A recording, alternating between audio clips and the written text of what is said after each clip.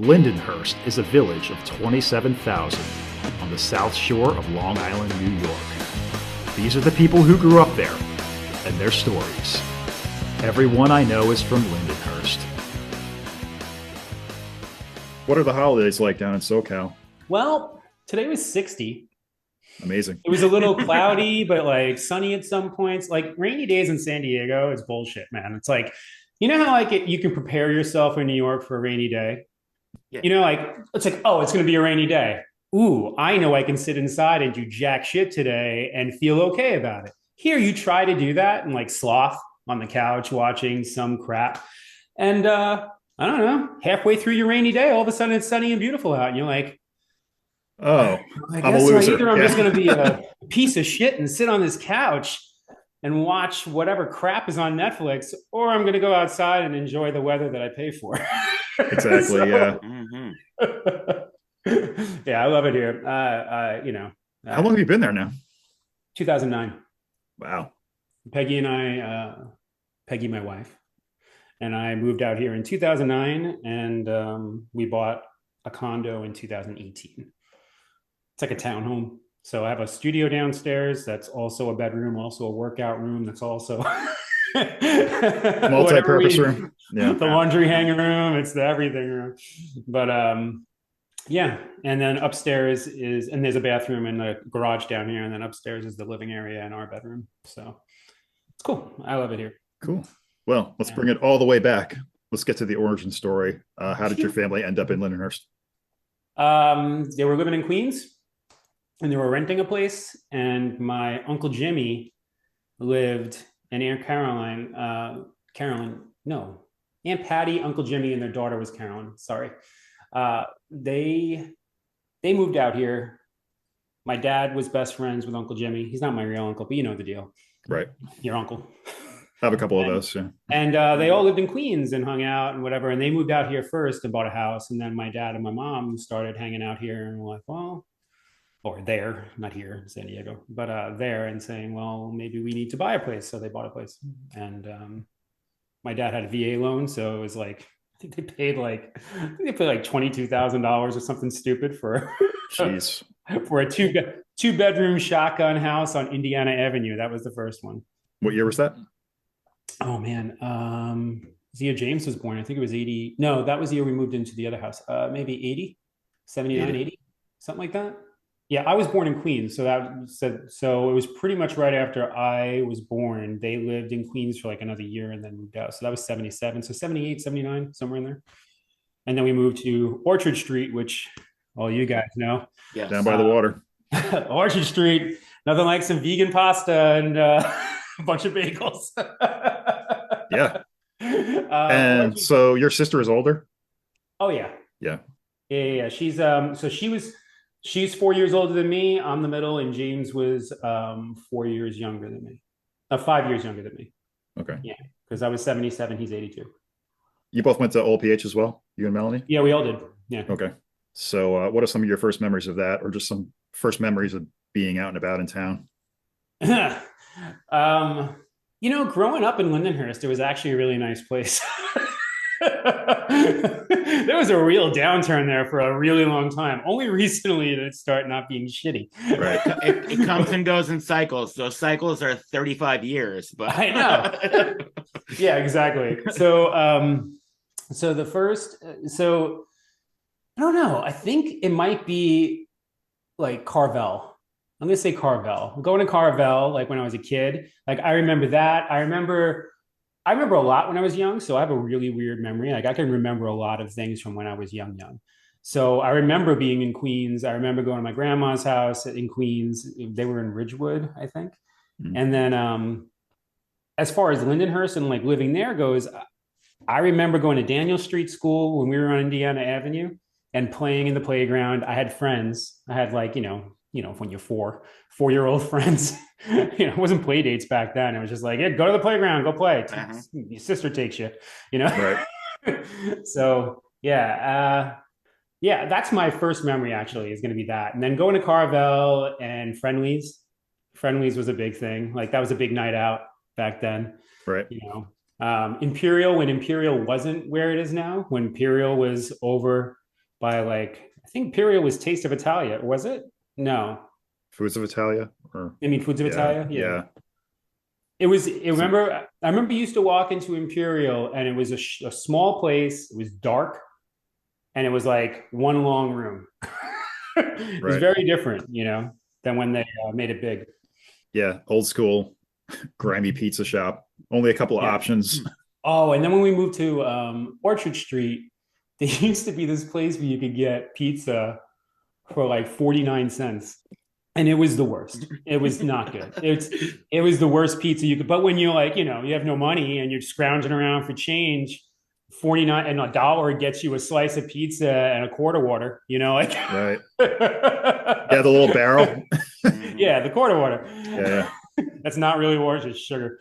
But yeah, I can't remember. I'm trying to remember the name of the place, but James and I used to go up there a lot. Like we go to the movies. My mom would just let us walk over to the movies ourselves for $1 at the Lindenhurst movie theater. And then we'd walk, we either go and get fancy pizza at Sal's over by 7-Eleven.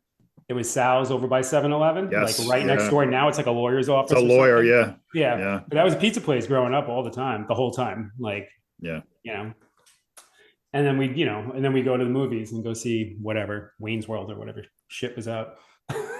E.T. because it played for 6 months straight. Right. At the very end of its run. It would be at the Lindenhurst Theater. I remember Big was there for like what seemed like a fucking year. It was there forever. Yeah. Any movie that they got their hands on that people actually gave a shit about, it's like, well, I guess we're going to let this run until nobody shows up anymore. We're going to milk this for all it's worth. Yeah. Sure. So yeah, OLPH. Any good nun stories? Oh, I have a few. Yeah. I have a really good nun story, actually. Okay. So when I was growing up, Sister Adelaide. Remember Sister Adelaide? That was the mean first grade lady, right? Yep. Yeah. Okay. So Sister Adelaide used to get really pissed at me because I would love nothing more than to slide my blue pants, husky pants, across a chalked floor. Like, when the chalk falls down and it gets all slippery? I fucking loved it. I would run and just slide like, whoo! And then I get up and do it again. And then she'd get up and grab my ear and drag me back. I was also a tapper. So I like grab a pencil and I just be tapping out beats, doing whatever. She'd come over.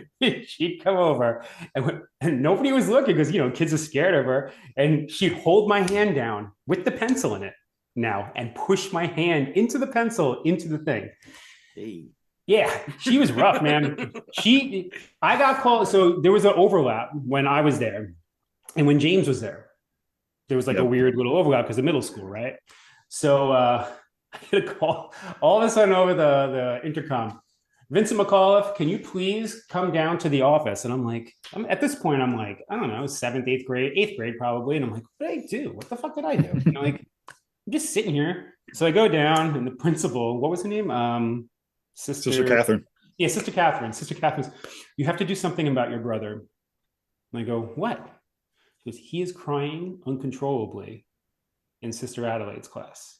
You need to go calm him down. I'm like, why is he crying? And I shit you not. She looked at me like this. She goes, remember the glasses, the big, those big glasses? She looks at me and does this. She takes her glasses, she goes, and pushes back up, like totally knowing that she's abusing kids and just looks at me like, I know why, but we have no teachers, so I had to go down and James is bawling, blubbering, crying.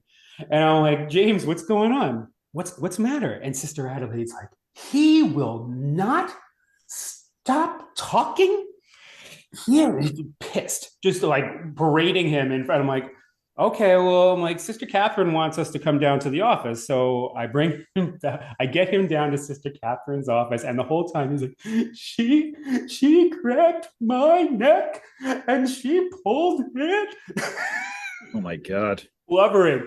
Abusive shit, man. That place.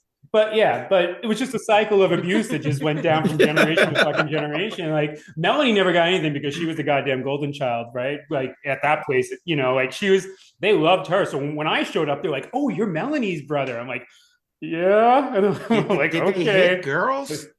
What? Did they hit girls? I really Nuns, there's probably. there I was shit really going on don't. with nuns and girls for sure. Yeah, I really maybe don't less. know. I never saw any nun hit a girl. Usually with boys, and it was usually like because boys are being boys, whatever. Uh-huh. That's the only way to stop them. I bit a nun once too. Okay. There's another story there. Oh, what was her name? She was fourth grade. Tall, skinny. Sister Anthony. Yeah, I bit Sister Anthony. Wow. I was in kindergarten. I was getting on the bus, and all I wanted to do is go home because I hated school. The fact that I'm a teacher now makes absolutely no sense in this world. Like, if you could talk to fourth grade you, if I could talk to fourth grade me and be like, "Hey, man, you're going to be a teacher," I'd be like, "No, I'm not." Well, you're going to be on TV first, and then you're going to be a teacher. Yeah, I'm like, "No, I'm not. I'm going to be a rock star." That's what I thought when I was in fourth grade. In fact, in my yearbook, it says music producer. Wow. My Catholic school yearbook, music producer. Wow. But yeah, I was trying to get on the bus. She grabbed my arm, right, real hard, and yanked me off the bus, like down the steps. So when she did that, I turned around, nailed her. I ran on the bus, and this time she comes back with reinforcements and gets me off the bus, and my mom had to come pick me up. But then when I told my mom what happened, I'm like, yeah, she grabbed me and pulled me down the bus because she's like, why? I'm like, because I guess I was running. She's like, well, why were you running? I'm like, because I want to go home. She goes, okay. She couldn't get mad. She didn't get mad. Yeah. I didn't get in trouble or anything. I bit a nun. I didn't get in trouble. I've done a lot of stupid shit in my life, and biting a nun might be one of them, but I didn't get in trouble for that shit. I mean, Sister Anthony was pretty scary too. So yeah, if you got away with that, your mom was probably like, you know what, dude, he can handle himself. He's good. Yeah, he's fine. Whatever. Yeah. So what were you getting into as far as like interests and hobbies, or as a youngin? When I was a kid? Yeah. I like to run around a lot. Like, I like to go play in the backyard. Because our backyard was awesome. We played baseball back there. Yeah. Like I like to play with toys in the backyard. I had friends in the neighborhood, Artie Fi, eventually from Mad Circle. Right. Yeah. Artie Fi was my best friend growing up. Seriously. Yeah. Like inseparable. We could not be separated. It was we were really good friends. I don't know. We had a lot of neighborhood kids, and that's kind of. I guess I wasn't really into sports very much growing up, except for hockey. But that wasn't until later when my mom started dating Bill. You remember Bill? Vaguely. Yeah. She started dating Bill, and he was a New York Islander fan, and he had season tickets. And then my mom ended up having season tickets, and then James and I would save up our allowance because back then, if you showed your school ID, you get tickets for $7. So wow. With $10, we get a pretzel, a soda, and a ticket, and we'd save up our allowance and go. And my mom was always there, so right. That was a bunch of years, and that got us into hockey. So, but that was the only sport that I like, the '86 Mets, but everybody liked the '86 Mets, right? So after that Islanders dynasty, you got the Mets, right? Not much since, pretty much. But were you playing hockey at all? No, I played hockey with James, like in the street hockey and stuff. I tried skating. I can skate and I can skate backwards, but I just didn't have. I think if I started earlier, it would have been different. Like James started earlier, which is why he was good at it. I was 5 years out, so a little different, Right. I got into music really early. If that's where you were going. Yeah. Eventually. Well, skating definitely ties in, especially that era, like late 80s. Yeah. Pre-Nirvana. I think a lot of kids got into punk and underground stuff through skating, Thrasher magazine and all that. Oh, I never actually skateboarded. I had a skateboard, like a $20 cheapie. He meant hockey skating. Like I meant hockey skating. Ice skating. Yeah. Hockey is more metal. Yeah. I was a metalhead, you remember? There you go. Oh, huge metalhead. Huge. Still am a metalhead. I consider myself a metalhead. Okay. My favorite band the first album I ever bought with my own money was Van Halen 1984. That was the first album I saved up for and got. It My was father. for unlawful carnal knowledge for me. Oh, nice. The Sammy Hagar Yeah. classic. Yeah. Yeah, I saw that was the first time. I mean, my first concert was David Lee Roth. David Lee Roth and Tesla Nice. on the Eat 'em and Smile tour at Nassau Coliseum. That was my first concert, and it's life changing. You know, you're watching this blonde Adonis ride a microphone like a phallic symbol Right. all over a stage. Then jumps up on a surfboard and rides a surfboard around the arena, and you're 7. Is do Fuck you yeah, know I want to do that. was Steve Vai playing with him then? Yes, he was. That There was you go. I saw two tours of David Lee Roth with Steve Vai. I saw the Eat 'em and Smile tour and then the Skyscraper tour. And Greg Bissonette on drums. Yeah, Greg Bissonette and his brother Matt Bissonette on keyboards. Oh, there you go. Yep. Yeah. It's a solid first concert. Yeah, and my second concert was David Lee Roth and Poison. Amazing. When Poison was opening up for David Lee Roth, which was interesting. Nothing but Open Up and Say Ah just came out. Like it literally just came out. Prime Poison. Yeah, Prime Poison. We have a good CC DeVille story on a future episode. Oh, good. So watch out for that. Yeah. Cool. So like, what do you pick up a guitar? Is that your first instrument? First instrument is piano. My grandmother started teaching me piano when I was 4. That's right. Yeah. Yeah. And again, back to the pencils. I still have the marks. My grandmother was no joke. Like if your form was off, jamming pencils into your wrists to keep them up. She was not messing around. But I still remember, I still play that way to this day. Like I keep my wrists up. Yeah. And she played like well into old age. Yeah, she was a great player. Yeah. And she could read music, and she was the first person to teach me how to read music. But unfortunately, reading music is kind of like any other language that you learn how to do. I've learned how to read music like 3 times in my life, and it always. I mean, I remember certain parts. Every good boy does fine, and like I remember notes and what a quarter note is, and but when it comes down to really reading music, not anymore. like sight reading on the spot type of things. Yeah, I'm not that good at that anymore. But there was a point in time when I was in college, because I was taking music classes in college, that I was actually getting pretty good at it. I was in recording school at Nassau Community College, but to be a part of that program, you also had to take music theory. Gotcha. And some other things. So I did, but back to being a metalhead. Mm-hmm. now, when you say metal, do you mean like Slayer thrash metal, or more of like the glam metal kind of stuff? I started off with glam metal, and Gotcha. then the first super heavy album, or what I viewed as super heavy album at the time, I bought was Iron Maiden's Seventh Son of a Seventh Son. Yeah. There you go. Yeah. I was at Sears, and they had a picture disc of it that I kicked myself in the ass to today that I don't have this thing anymore. And it was amazing looking. Like it's a beautiful, like, had Eddie on it, like a Sphinx, like all sorts of cool shit.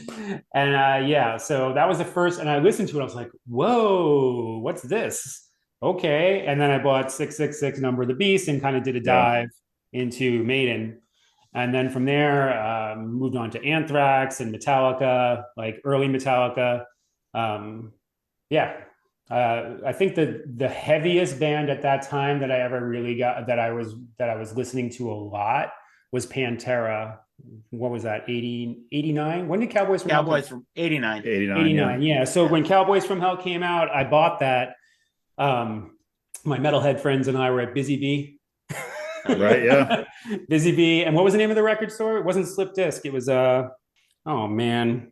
Phil's, Uncle Phil's. That sounds right. Uncle Phil's was down the block from Busy Bee originally, and then it moved into Busy Bee. Okay. Yeah, it was. I remember the story in Busy Bee. Yeah. I was still very young at the time, but yeah, because I had friends in Massapequa. This kid, Chris Clementi, Darren Markoff, and a few other guys. This guy, Paul. And we used to just, a bunch of metalheads that would just hang out. So I take the bus. I met them through Artie Fye, actually, because his cousin was friends with them, and he lived in Massapequa. So then I would take the bus from Lindenhurst to Massapequa and go hang out with my friends for like 4 years. I had no friends around Lindenhurst, like except for Artie and maybe a few kids from school. But Yeah. It was kind of hard with Catholic school because everybody lived in other places. Yeah. It's not like you had like, your neighborhood school and everybody kind of lived in the neighborhood and you go hang out. It's like, if I want to go hang out with you, sometimes I'd have to, get my mom to drive me to Islip, like. Yeah. Yeah. And then once high school hit, like everyone kind of scattered. Some people went to Catholic high school, some went to other places, and nobody, you tried to keep in touch, but then everybody started getting different friends and whatever. Yeah. So anyway, so I'd hang out with my metalhead friends over in Massapequa, and saw a lot of good concerts. I saw Metallica with them at Nassau Coliseum. I think they played there like 5 nights or something ridiculous. It was during the Black album. Okay. Yeah, I saw them there, and it was just them, no opener. They just played for like 3 hours. An evening with Metallica. Yeah, they played like Bread Fan. They played like crazy songs, like B-sides. Like I think that because they were like at that point in the tour where they're like, we gotta change the set list up a little bit. I'm kind of getting sick of playing this. And all of a sudden they're breaking out like, stuff off of Garage Days, which I was psyched on. Yeah. Like the first time I ever heard of the Misfits was Garage Days. I'm reading the liner notes, same thing with Diamond Head. Like I didn't know who Diamond Head was, but is it Demon Head? I'm sorry. No, it's Diamond Head. Diamond Head. Yeah, Diamond Head. I know where League and all that. Yeah. Yeah. Tigers of Pantang. But yeah, so the heaviest album I bought when I was younger was Cowboys from Hell. And yeah. So what do you think of the current Pantera lineup going on right now? It's like, as I get older, I stopped giving a shit about stuff like that. That's the correct answer. Yeah, all right. Perfect example. Diaz goes on tour with Stone Temple Pilots, right? And Scott Weiland's been out, he's been dead a while and he's not been in that band for even longer. And I listened to some of the videos after he's like, no, dude, it's solid. So I watched some videos on YouTube. I'm like, no, it sounds like Stone Temple Pilots because the brothers are there, right? The DeLonge brothers are there. If it's going to sound like them, you just got to find somebody with like a high nasally voice. Same thing with Alice in Chains. Lane Stanley's been dead a long time. They found a guy who can also play guitar, but also sounds kind of like him, And they've been doing this now, 10 years? Yeah, if not longer. Yeah, they were just playing amphitheaters with Bush, It's good enough, yeah. Yeah, the way I look at it these days, it's like it doesn't have. Would it be amazing if you can get like full reunions of bands? Sure. When half that band is dead, it's kind of impossible. What are you gonna do? Right. So you have the voice, right? You got Phil, so you have the voice. Perfect. Okay, so you don't even have to worry about that. Now you just need a sick guitar player. Okay, let's get Zakk Wylde. We'll get Zakk Wylde. Yeah, I think that's close. Just throw him through some solid state amps. Right. Get some noise gates on that, and you're ready to go. Scoop the mids, and you're there. Yeah, Charlie Benatti. I haven't watched the videos yet personally. I haven't had time, but I was a little taken back that Charlie Benatti was a choice personally. I like Charlie Benatti as a drummer for Anthrax. I'm sure it's going to sound amazing. I'm sure he's putting 110% into it. Yeah. So, but to cover the big man's shoes, that's going to be a tough one. Tough. He has a particular feel. Yeah, very particular feel. Also, being a crazy wild man kind of helps. It's a little different. But I saw some pictures of what the stage set looked like and it looked cool. They look cool. So good for you, Mexico. You got to see something cool. Cool. At one point, do you pick up guitar? I got my first guitar when I was around 7. Yeah, when I was 7. Also, so my first concert when I was 6. Got the guitar when I was 6. It was an acoustic. Yeah. My dad bought it. And I went to the Lindenhurst pool and I had lessons from, what the hell is the name of the twin brothers with the red hair from the Lindenhurst Youth Organization? You don't know who I'm talking about. No. Did you guys ever go to the Linden, The youth center. Yeah, the youth center? Yeah, I I've did, been there, yeah. but I have no idea who you're talking You don't about. remember the twin? There was two twin brothers with red hair. Kind of like was it the Canobios? No, not the Canobios. No. These are older guys. Gotcha. Yeah, these are older guys that would run the thing. Yeah. One of those brothers was the one to teach me some of my first chords. Yeah. Somebody chime in the comments with the names of those twins.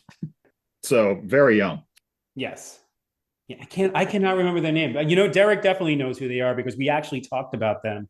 And I think we ran into one of them. Yeah, we ran into one of them last summer at Long Beach when I rented a house out there. Yeah. Interesting. Right, we were riding bikes and Derek pulled over. He's like, "Oh, I know these guys." And I'm like, "Hey, your brother taught me guitar."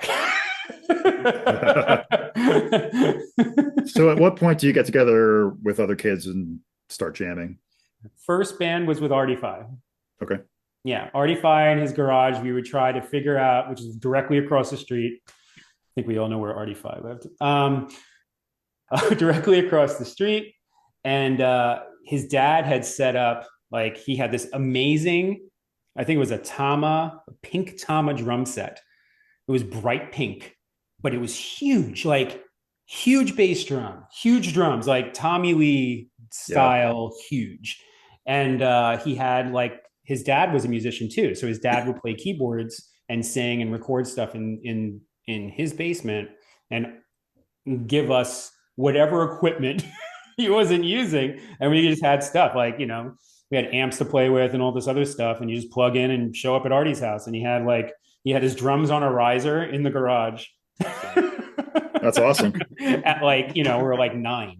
So you had your own like LI Rocks rehearsal studio thing going on. Yeah. Yeah, it was awesome. And then, and we try to play like Guns N' Roses covers, Metallica, whatever. We were both into hair metal. Motley Crue was a big one for the two of us. We tried to figure out how to play that stuff. And that's actually how I met those kids from Massapequa, because his cousin Dave was a bass player and he'd come over and play with us too.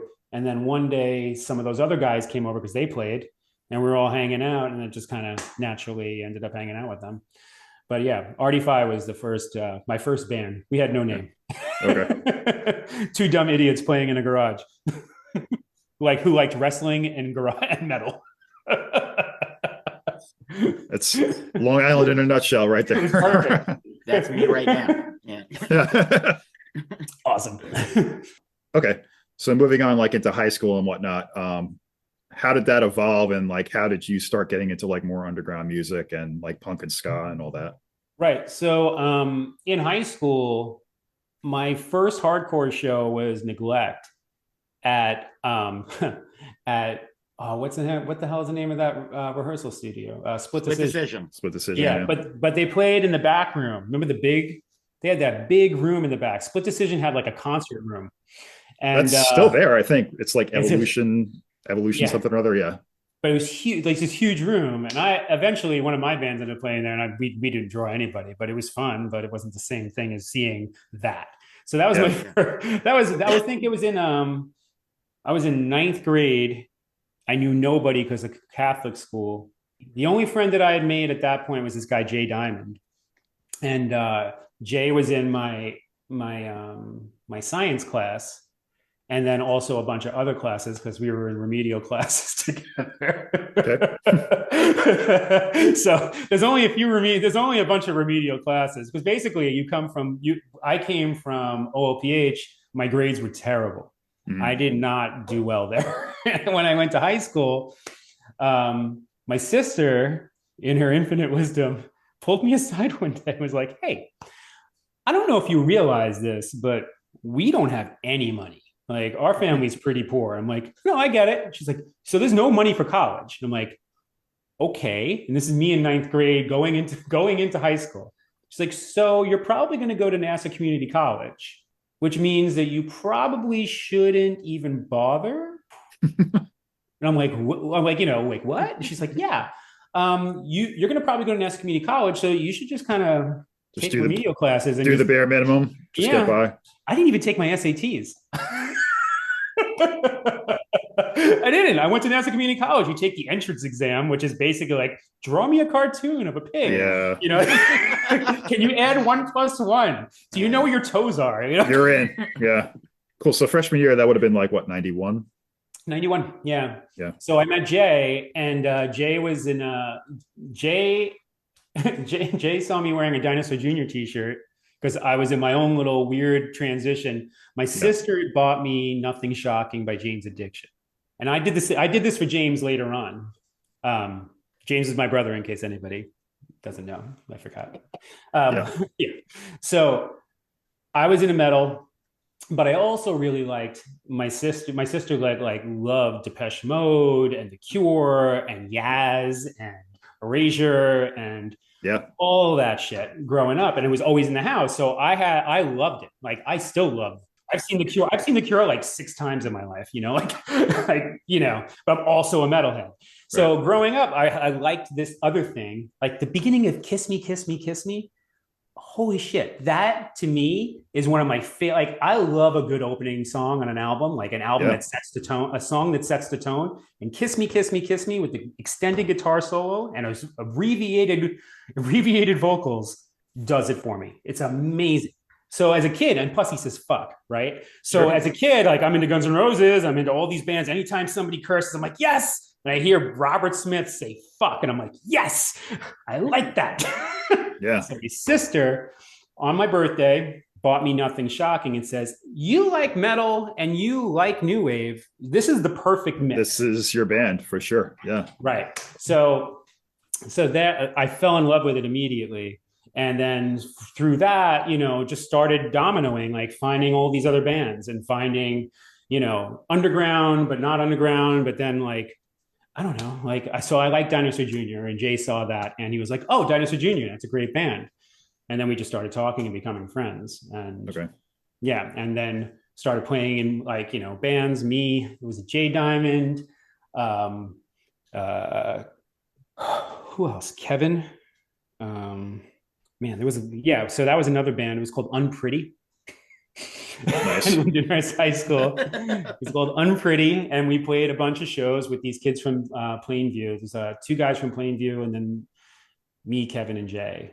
And then that was like my 3rd band. The one in between was the kids from Massapequa. We had a metal band, but I think we had like a shit name. I think it was called Last Rites or something before we even knew that there was another band called Last Rites. Typical Marble Notebook drawings. Yeah. Coming That's up how it with starts. Stuff, yeah. Sure. Totally. So what venues were you playing at the time? So we played this place over in, I want to say, Hempstead. We played a place there. It was like, I don't even know. It was like it wasn't the Angle, was it? No, it was not the Angle. That was Mineola. That was Mineola. There was like a restaurant that had shows occasionally. So they'd shut the restaurant down on Sundays, do matinees, and I'd sell juice and stuff, which is eventually where I came up with the idea of trying to do Dr. Shays. So that parlayed into that. Yeah, we'll get into that in a minute. Yeah. That was me and Mark Lipful. We were the ones who started Dr. Shays. Wow. Yeah. Not a lot of people. James knew that. James was there. Me, Mark Lipful, and James went to. So Mark and I were I'm jumping all over the place, but Mark and I, we were having trouble getting Step Lively shows, because there's nothing around for ska. Everything was for hardcore. Nobody wanted to put on a ska show. So I was like, fuck it, let's just do it ourselves. I'm reading these books and reading magazines about, book your own fucking life, and like, oh, let's just do it. So I start calling around to bars and I'm like, hey, would you be interested in like hosting like a teen band night on a teen band thing on a Sunday afternoon? And no. I'm like, what about that place in town across from the bakery? Like that shitty little bar. And like, Mark's like, I don't know. Let's just go. I'm like, okay. That's my Mark impersonation. Let's just very go. good Mark. So we didn't even call. We just went up there with James, like 3 kids. And I'm like, hey, and this is like I don't know. I think it was like a Sunday afternoon, but football season's not in play, whatever. So we just strolled in there. There's nobody in there. There's like one guy at the bar. And I'm like, hey, so we have this idea. We want to put on shows, with teenagers. Like you would sell like Snapples and sodas and stuff and shut down the bar. And, you know, because it looks to me like you guys don't have any business, and we could probably get you at least 50 kids in here, you know, and you'd be able to get some people in here and sell some stuff. And then also keep the place open, blah, blah, blah, blah, blah. That was my pitch. And so, the guy looks at me, James, and Mark, and he's like, music? Like, what kind of music? I'm like, you know, like loud rock, punk, you know, ska. He's like, ska. All right, let's try it. And then we booked a date, and that was the first Step Live we played there with Chimichanga and who else? I don't know. We flyered that show all the way into New York City. There were people coming on because it's right by the train, so people just coming in on the train, like from Brooklyn, from Queens. Kids came from Jersey. Oh, Ska Skank Redemption. They played, I think. I was definitely at that show. Yes. Yeah. Ska Skank Redemption. I got the demo. Who also featured the drummer from Midtown, which is hilarious, by the way. Yeah. Rob Hitt. Ska Skank Redemption. So backing up a little bit, how did you guys discover ska? Because this is like before the big mainstream boom. How did you guys pick it up? Nice. So I knew of the Specials because my sister was into new wave, so I knew of like the English Beat, the Specials, and the two-tone stuff. Elvis Costello, and like he's not really ska, but you know he had the reggae beats. Produced the Specials, yeah. So I knew of that growing up, the Clash, and which ended up being one of my favorite bands, but not until later, oddly enough. But so Jay and I were in bands playing. He ends up moving to Florida to live with his dad for a bit. His parents split up. So he goes to live with his dad. Kevin and I fly down to go spend a week with him down there because he's in Fort Lauderdale. We get to Fort Lauderdale. Jay is scot up. Wow. And we've been talking on the phone. You know, he's been telling me about he's going to punk shows and like, you know, he's having a blast. So we get down there and we end up going to this record store, and I bought a whole bunch of stuff and we start talking. And he's like, he's like, when I want to move back to New York. He's like, and when I do, I want to start a ska band with you. I'm like, he's like, let's go buy some albums. He's like, and kind of like figure out what it is we want to do. So I bought a whole bunch of different shit and go back to New York. And I start writing songs. And the first band we were in, it's called Charlie Scoplin. Yeah. It was terrible. It was so bad. It was really, Mike Robinson sang. You know my friend Mike? He's my best friend. He can't sing. I don't think so. No. It was bad. He can't sing. It was like, it was more just like, it was more just like, let's take the good looking guy and let's have him scream some shit so that we have girls at least wanting to maybe look at us. Right. Maybe. Not a bad move. Yeah. So we wrote some songs with that. And then we played the Roxy in Huntington a lot with that band, you know, the pay to play thing. So we could sell your tickets. So we did that a bunch. And then I was like, I started reading magazines and I'm like, pay to play is bullshit. Because I read that somewhere, right? I'm in high school. Very influenced, but it is bullshit. But I'm like, that's bullshit. You know, that makes sense to me. Yeah. We're not doing this anymore. So then Step Lively started after that band broke up. Mark and Jay Diamond and I were like, okay, let's start another band. So we start utilizing some of the kids from high school. Tony Benettos was our bass player. And Jay Fahrenkoff, he played saxophone. And then we needed a singer. And Mark had been hanging around. And I had this opinion that, you know, like I could teach anybody to sing. I can teach anybody to do anything. I'm a teenager. I could do this, whatever. I taught Mike how to sing. I'll teach this kid how to sing, whatever. And Mike couldn't sing, you know? Yeah. So I get Mark in there and I start teaching him vocal lines. Like I'm writing the songs with Jay and I have these vocal, you know, I'm writing the words at this time, you know? So I'm writing all these songs and I'm teaching Mark the vocal lines. And all of a sudden one day Mark's writing his own vocal lines and, you know, writing his own words. And I'm like, oh, okay, cool. You know? And, that's how Mark came to be. He was just hanging around. He was just there. Yeah. And I was like, get up here and sing. And he's like, I can't sing. I don't. Yeah, you can. Get up here. Let's do this. So I just teach him vocal melodies because because I could always sing. That was something that I was always good at too. I was in the choir growing up and I just loved singing when I was a kid. You know, I didn't think I was going to be a guitar player. I thought I was going to be a singer when I was a kid. But not that good of a singer. Not enough to be a lead singer. So Steph Lively and Edna's Goldfish are kind of starting concurrently, and like Edna's Goldfish has already started.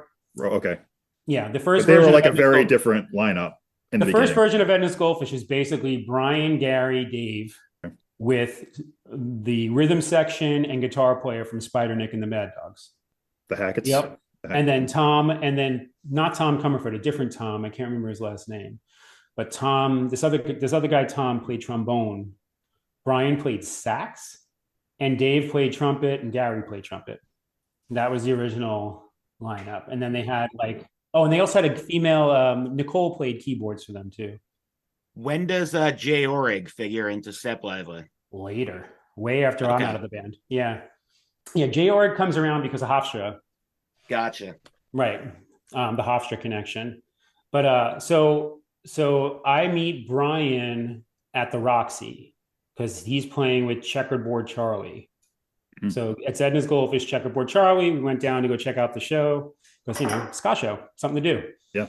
And I meet Brian. And then Brian invites us all to go hang out. We're in a band too, me, Mark, Jay, and whoever else we had. And he's like, oh, you should come. We're going to have a party in Deer Park. You should come down. So we all went to this party, and that's how I became friends with Brian Diaz. And so we're getting into the mid 90s now, and you're starting to see a boom, Rancid gets on the radio. I'm actually still in high school at this point. Yeah. In fact, Hugo has a checkered past. Shout out Hugo. Hugo used to show up at the Roxy. That's actually how James became friends with Hugo, is because I introduced him, because Hugo would come to shows at ska shows and stuff at the Roxy with his brothers. And they were, Hawaiian shirts, the whole bit. Yeah. He had long hair at the time. Yeah. And because I knew him from, I think we were in a homeroom class together or something like that. I don't know. I think we were in some kind of weird homeroom class. And then he met James. I was like, oh, you should know James. This is James, my brother. He's getting into stuff, hardcore and punk and whatever. He's like, oh, cool. And that's how they became friends. Right. And then we got James in our band. Busted. Yeah, pretty much. Yeah. So that's the progression. They met in the back parking lot at the Roxy. So this is a perfect segue right now, because we have a special guest dropping in. Oh, say cool. Hi. Is it Hugo? It is not Hugo. Oh, it's Diaz. It's our boy Brian Diaz. What's up, Brian? I don't hear anybody. No. Oh no. Give it a second. That's a problem. Well, damn it. Oh, the fuck don't I hear anything? This is all staying in. All right. 4 seconds and I'm shutting this thing off. This is going great. What you guys doing? Just talking shit about Lindenhurst growing up. All right. Meeting you at the Roxy, and that's how we became friends. Yeah, the Roxy. Yeah. Probably a scofflaw show or something, No, it was you and Checkerboard Charlie. Checkerboard Charlie. Okay. Yeah. Edna's and Checkerboard Charlie. Okay. That's how I met you. That makes sense. And then you invited us to a party in Deer Park. I think it was at Tom's house. Tom McGee? Yeah, Tom McGee. There it is. Tom McGee. Oh, I haven't talked to that guy in a very long time. So what's happening? What's happening in Lindenhurst? Who's still currently in Lindenhurst over here? Your host. Jokers. Yeah. Yeah. Well, I know Vinny's not, but no, not my mom either. My mom just sold her house. She's out. Well, there Wow. it is. Yeah. Done. End of an era. End of an era. 85 Orchard Street is all done. Damn. R.I.P. Yeah, she's living with Melanie. So Brian, Yes. what are your first? So you grew up in Deer Park. Yep, I did. But you wrote the song we named our podcast after. So what are some of your first memories of Lindenhurst and everyone you know from there? Yeah, I feel like it was a little bit of maybe a misnomer based on the dates, because I always wrote it about having gone to shows at the PWAC and meeting people from that scene. But I guess maybe I did know people from Lindenhurst. I knew Artie Philly and Artie Shep. I knew the Arties, and obviously the Corrigans and all the kind of Long Island scene people, Mm-hmm. and it just seemed to me I was like, God, I feel like everybody that I've met from this scene is from Lindenhurst. So that was kind of to me, when I thought of like this, like a central location for like where the entire Long Island scene would be out of. It would be Lindenhurst. And and a lot of people would say that bands like Silent Majority or whatever are like they're like the kind of like quintessential Long Island band from that era. So Yeah. that's kind of just that it made it that much more. It was kind of like a nod to that. And then of course I played in a band with Vinnie, who is from Lindenhurst, and Chris Baldwin eventually down the line. Didn't you also play in Mind Over Matter for a minute too?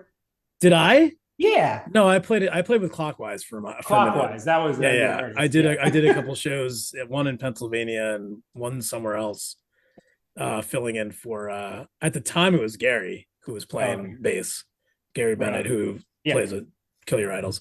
Love Gary Bennett. Great guy. Yep. Who I'm sure someone in Kill Your Idols from Lindenhurst. I don't know. Maybe I mean, it's possible, but it could be. They might live there now. Who knows? West Babylon, close enough. West Babylon is West Babylon. Cool. So we were talking about like the genesis of Edna's Goldfish and Step Lively and how like the two kind of melded and like shared members.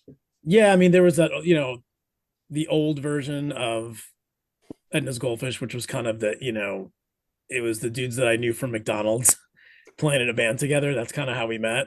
We all worked there, and then things kind of like people dropped off here and there, and then when basically the last people left doing the band was just me and Dave Galea, and Gary Henderson kind of got involved later in that era.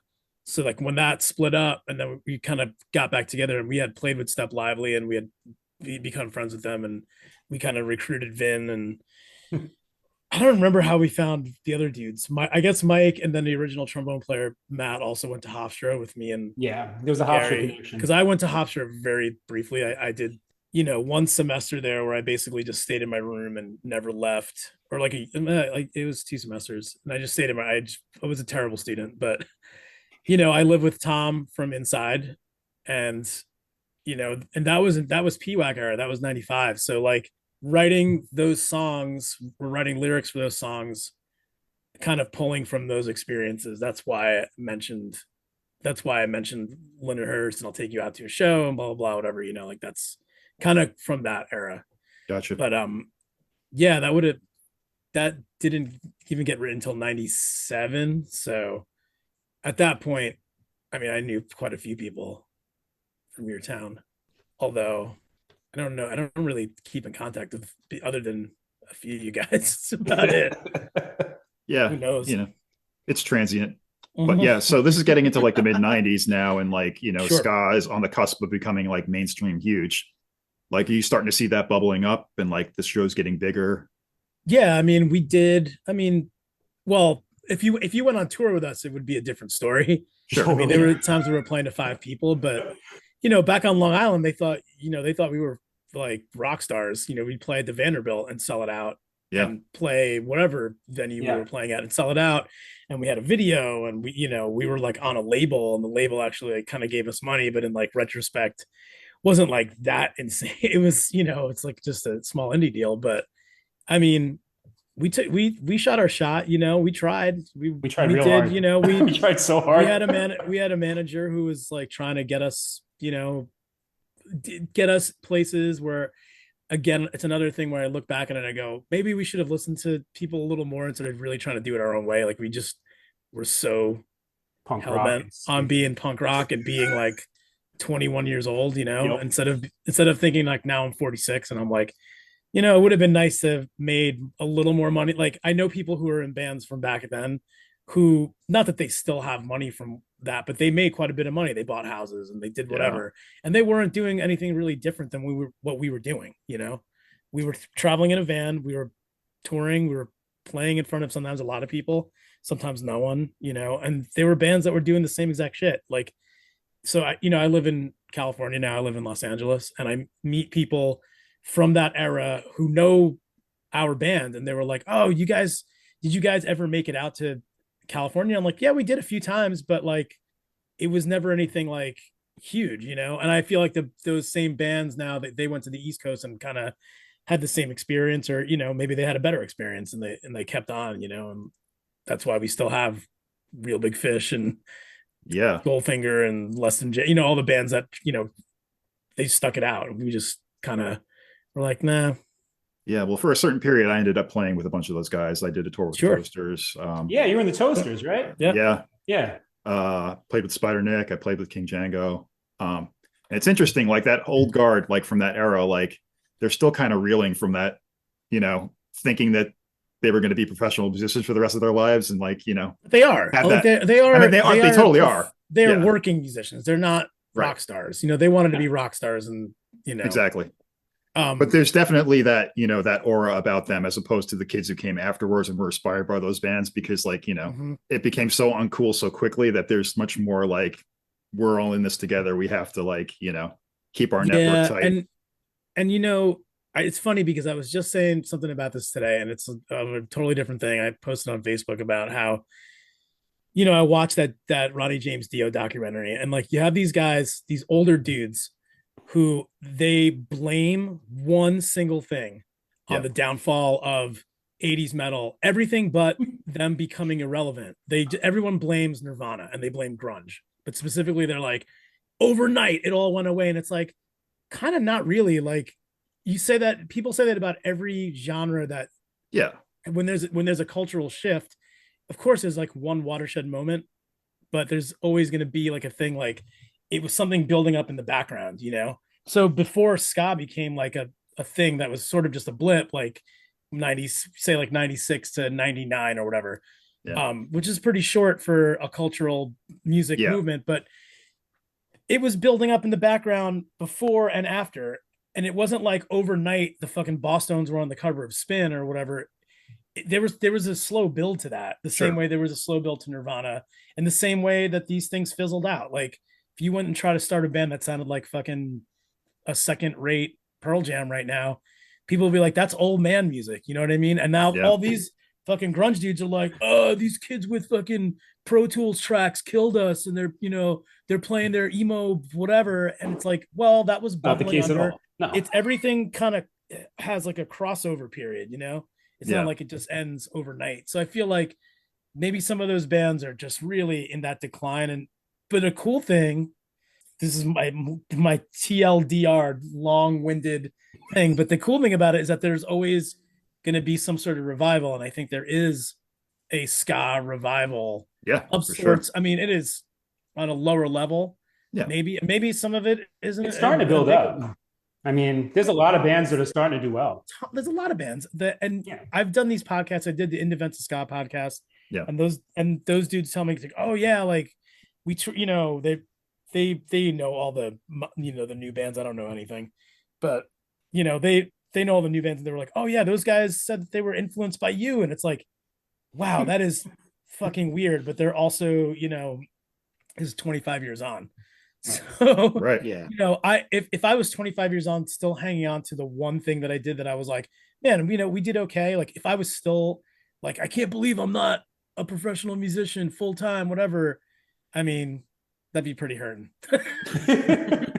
Yeah, don't be that guy. I'm glad, like, don't be that guy. And I know that there's going to be some bitterness, like some of local bands there's always a local scene where there was some fucking rad band that should have been the biggest band ever, and they're just like, either those people come out of it bitter and you end up sounding like fucking Al Bundy talking about the one touchdown for the rest of your life. You don't want to be that either, I don't know where I'm going with this. I don't know, Al Bundy. What the hell's happening right now? It's like, watch that documentary. You got me all spun out. It's Eddie. And like, correct me if I'm wrong too. Like, before the whole thing became mainstream, like ska was just really kind of part of alternative. Like the same people who would go see the Pixies one night would go see the Bosstones the next night. Yeah. We played. This is before Vinnie was in the band. This is the old version of Edna's. We played at the PWAC in Lindenhurst. It was Mephistopheles and us. I was at this show. Bands. Yeah. Mind Over Matter, Oxblood, the Templars. Like it was like a boy hardcore ska. The place got trashed. Stranger. I was going to say, were there a million fights that night? Look, there was so many fights that night. Not super peaceful, but no. Yeah. But like that's the kind of shows we were playing because we were all. That's what we did. I mean, you're like, I don't know, just throw a bunch of bands together, see what happens. Yeah. Yeah. And you were one of the first local bands to really like get on the road, like really road dog it. Well, and I mentioned this before, and I've said, and this is also it's Lindenhurst related. Yeah. I people have asked like what, ask me personally, like what were like some changing moments in my life. And one of them was playing with Mind Over Matter, like really early on, where they had just come back from tour from Europe. And I was probably like 18 or 19 at the time. And I was like, holy shit, like these guys are my age and they went to Europe. Now, granted, fast forward 20 years, Artie Shepherd's like, I mean, the tour was fucking terrible. We got robbed and, so Artie lost his passport and all this, like whatever stories he told me about it. But at the time I was like, all right, these guys went to the West Coast and back. They've been to Europe. They're like a real band and they're 19, 20 years old. I got to get my shit together because if I want to do this, the time is now, Yeah. So that was kind of like lit a fire under my ass seeing that. But, I wouldn't say we were the first band to do that. Maybe we were the first band to do it a little more successfully, but yeah, I mean, now since then it's been, there's plenty of bands that have far exceeded that, but it was cool to be in that sort of, I don't know, it was like being in the wild back then. Yeah. There was no real framework to do what we were just kind of like, okay, making it up. You just kind of make it up as we go along. Like the internet was very primitive. It was like you had email and you might have like a text message board. Like you just see like text only. It was like text only internet. Yeah, and you just made your post there like, hey, we're a band from here. If you want to hear our music, send me an email and then I can tell you where to send money to send you a copy. Like, it was super convoluted, it wasn't just like, here's a link to my, here's a SoundCloud or here's, Spotify, whatever. Ask a Punk. It was like, it was like a slightly, it opened up so much more though, because it went before that. And this predates me touring, but I know that, you would just like kind of just send mail to people, just be like, hey, I like your band, we should trade shows. This kind of sped up the process a little, and we did do it ourselves for a little bit, and then we got agents that did it for us. That's just natural progression of things. But when we were doing it ourselves, it was very like super DIY. Dave Galea was living at NYU, using his NYU, and he worked in like the entertainment board there.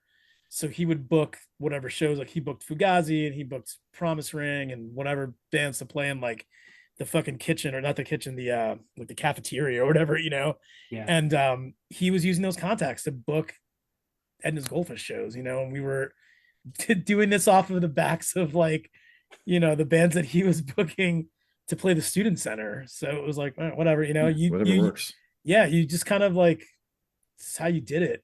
And now I don't know that I say it's a lot easier now. I don't really know that because I'm not in that world. I'm not in that world. I'm not booking my own shows anymore. Like fucking, if I have to go 5 miles away to play a show in Hollywood, I'm like, someone else better have figured it out. I don't know how to do any of this.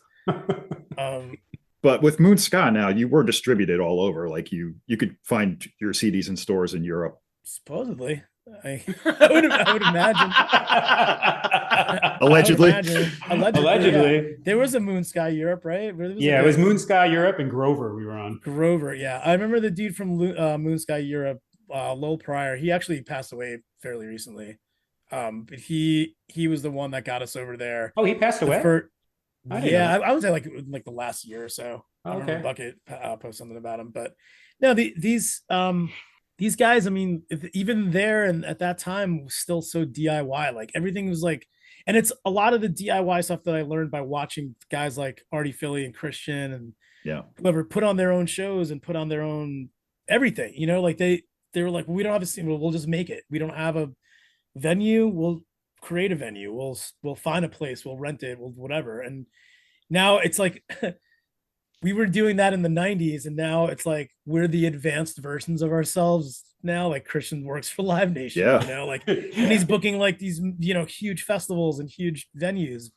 But it all starts from just figuring out how to do it yourself. That's why if someone never came from that scene, if they didn't come from a scene like Long Island, hardcore scene, punk scene, whatever, if they don't come from that scene and they're in the music industry, and I'm like, where are you from? Like, I kind of give them right away, right? Like, yeah, where are you from? Oh, that's where you're from. All right, homie, all right, whatever, like, I don't know, like if they're not from a scene or they didn't come up in that, like I'm very suspicious about how they got there or like what their work ethic is going to be like, because it's, we, like I said, we built shit from nothing.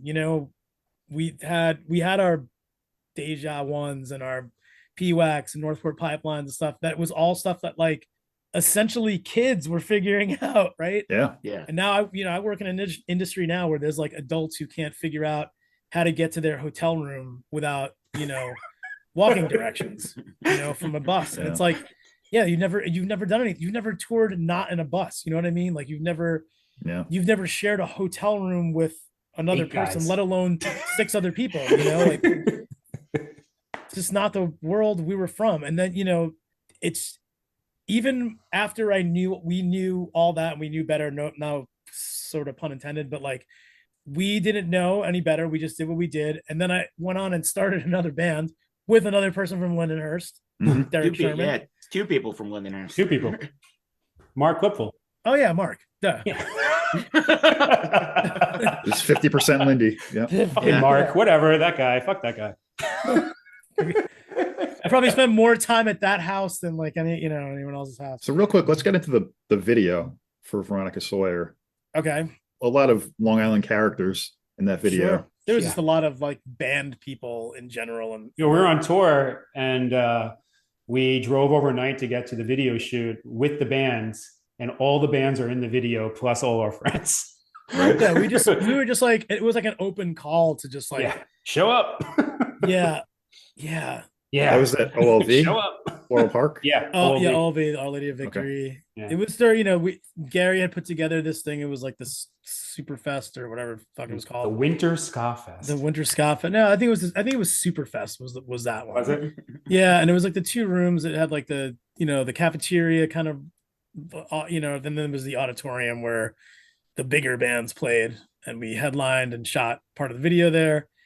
And I'll tell you, knowing what I know now about the mechanics and the days that go into a video shoot and almost anything that we did, video shoot included, I don't know how we accomplished fucking anything. Yeah. It was either like, now let me tell you though, like being just the singer in a band is very liberating, where you don't have anything. I just were like walk in. I didn't even have a microphone. I just used whatever was there. Like I didn't have anything. I'd walk in with like my girlfriend and like my backpack. Your backpack. And it's like nothing, and I just show up and well, everyone else is toiling and sweating. Clearly someone was giving us some sort of direction, like I was going to ask who directed that. I don't know. Was there a director? No, there was a director. There was a director. Yeah. There was a director. I mean, for some reason, I want to say the director had done a Nickelodeon show or something like that. Not Pete and Pete. It was something else. He had done something else, like the Adventures of some guy. I forget his name. No, the Pete and Pete thing was that was Mike. That was Mike's girlfriend and Baldwin. But Pete no, there was another. I can't remember his name. Right, he dated what's her name? Allie. Ellen. Yeah, Allie. Right, Ellen. Ellen, the character. Yeah. No, you know what? It's like everything we did, clearly someone organized it and someone did all the paperwork and the groundwork and stuff. Like, dude, we went to fucking Europe and I don't remember like who bought the plane tickets. I don't know. It was always Dave. Dave was the most responsible one of the band. I feel like there has to be one. I feel like Dave. Even he didn't really. It was just so crazy, man. There was so much stuff that like I think about now, and even like the lowest levels of things, I'm like, who made our merch? Like who ordered it? Who like picked it up? Who did any of that? I don't remember any of it. I just remember like I think Gary. Maybe Gary would do it, and he would just like. And then we'd also get our merch made in Lindenhurst by Tommy too. Right. Yeah, we had merch made. Yeah. Yeah. How did James and I printed the First Step Lively patch in Mr. Tracy's class with the donkey on it. Clip art donkey. I just like I wonder sometimes like if no one was steering the ship, if someone had to be steering the ship, but if no one was steering it at all, like we wouldn't have lasted but like a month or two. You know what I mean? Like someone had to be taking control. I mean, I'm sure it was Galea like doing Gary. Those two were Galea like and very, Dave, like the rest of us. And like I like to think now, I'm like, oh yeah, I definitely had some sort of like input and whatever. I'm like, I probably didn't. Like, I don't remember. It's impossible to know these things. And that was kind of like why when we started doing a reunion show, like why I kind of involved myself a little more. But then looking back on that, I don't remember that either. We went to the same thing. We went to Europe, and I don't remember like I don't remember flying there. Like, I don't remember like what did we do? Like, who took us to the airport? Like, did I bring like an instrument with me? I don't remember. I did because I broke my bass there, but that's a whole other. Yeah, it's interesting when you go to Europe because it's a little bit more out of your control. Like you have somebody driving. It's completely out of your control, and like they're putting you up places, and you're like, okay, I hope this is legit. And like I said, knowing what I know now, like I'm like, God damn, I'm just like lucky we got out of that alive, you know? Yeah. We went a bunch of times too. We went to like, whatever. It doesn't matter. What were the shows like over there? The Edna's Goldfish shows were, some of them were amazing. Some of them, man, there were some places that were just like surprise, like just like the first time we went to Slovenia. I mean, first time.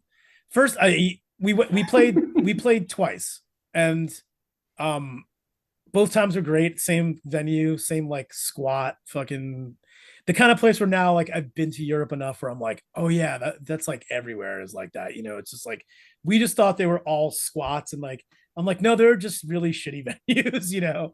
Sure. Some of them were spots, but yeah, it was just weird. Like there was so much more of a like, well, this band's from out of there from another country. Like we need to show up and just go to the show because they're from somewhere else. We're in the States. That attitude does not prevail. Like not at all. We'll leave people. They're like, I don't know who that is. I'm not going to go see them.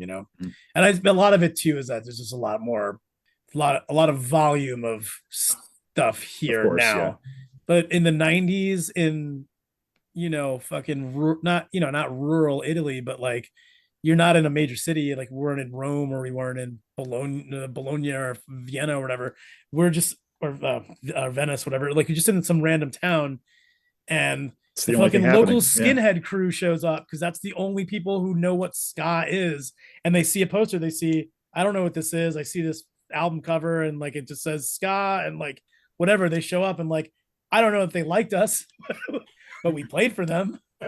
I distinctly remember some dude in Italy spitting at me. It was the day I got my first tattoo, and it was in Mestre, Italy, and it was a place called Mother, and this dude was just spitting at me, and I just had like this a bandage on my arm from getting tattooed, and I'm like, what is happening right now? I'm like, it feels like really low level Henry Rollins, like right. Just, like Henry Rollins, but nothing cool is gonna happen. I'm definitely not gonna fight this guy, Right. So yeah, I don't know. That stuff was cool. Just be like, we're representing our hometown and our islands, like our place where we're from, and yeah, I don't know how I would do it now, but it would be a lot different for sure.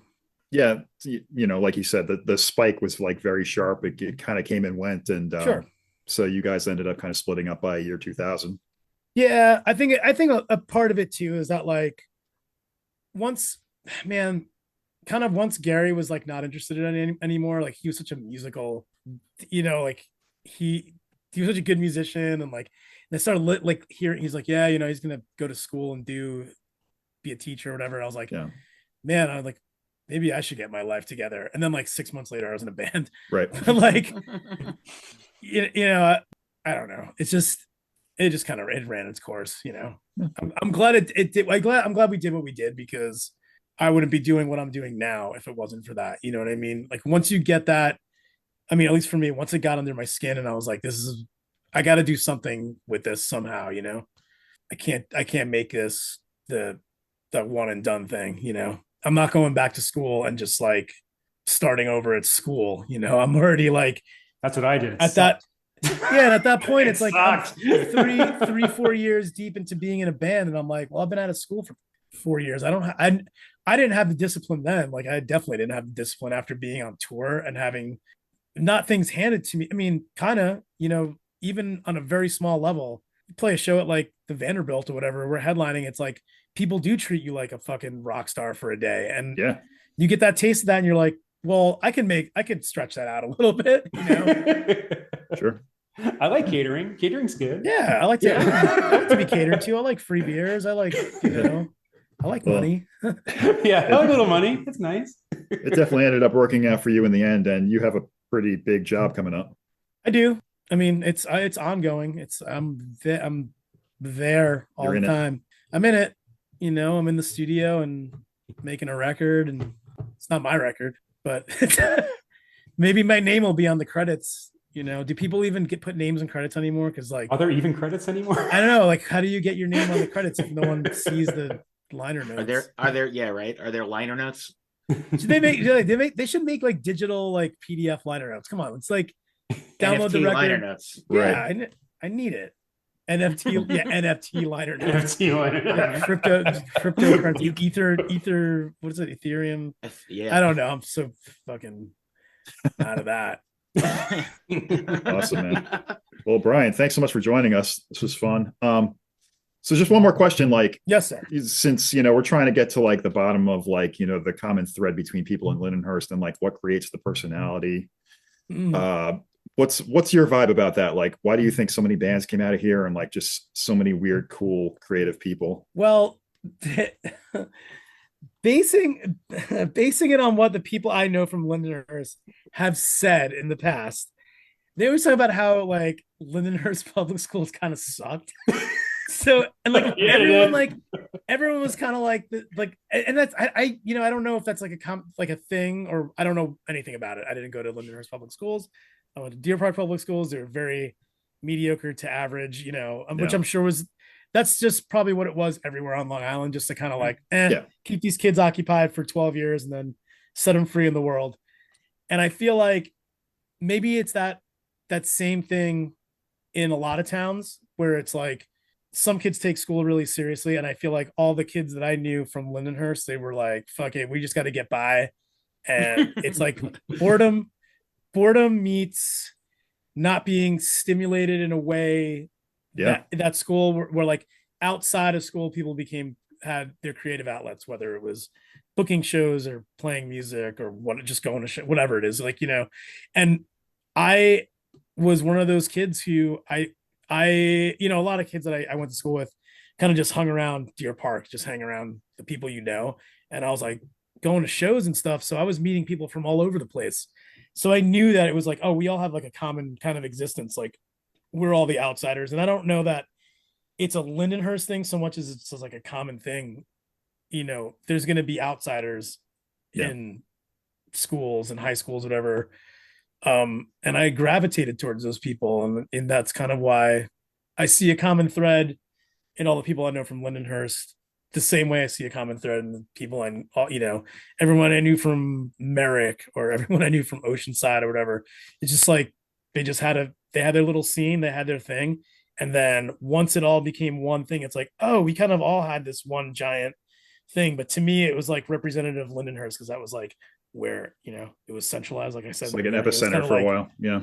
Yeah. So it kind of was like, that's like, I don't think you guys have the fucking like the chokehold on the whole, that thing. But, it's a common thing, just finding who you are outside of your school or outside of your town or whatever, or within your town, just finding yourself as an outsider and finding the other outsiders and kind of making something with that, whether it's creative or just hanging out, it's kind of how I feel. Yeah.